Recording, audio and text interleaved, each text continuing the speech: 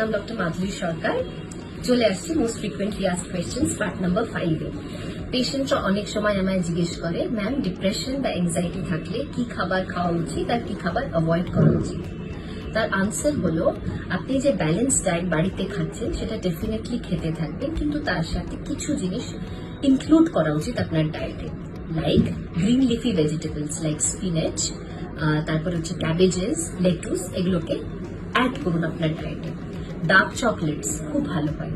তাছাড়া oily fish আর তার ভেজিটেরিয়ান অপশন হলো নাটস লাইক আমন্ডস, ক্যাশিউস, এগুলোকে অ্যাড করবেন। এগুলো rich source of omega 3 and omega 6 fatty acids. তাছাড়া fermented foods like idli, dosa, এগুলোকে অ্যাড করবেন। আর সুইট পটেটো, এগুলোকে অ্যাড করার চেষ্টা করুন। কি অ্যাভয়েড করবেন?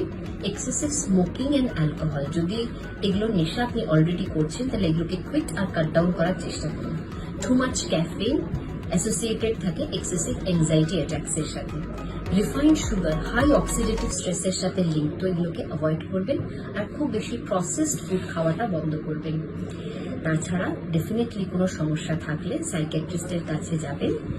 উনি যদি কোনো ওষুধ দিয়ে থাকেন বা কোনো থেরাপি আপনার সাথে করছেন তাহলে সেগুলো কন্টিনিউ করুন। ভালো থাকবেন, সুস্থ থাকবেন। Thank you.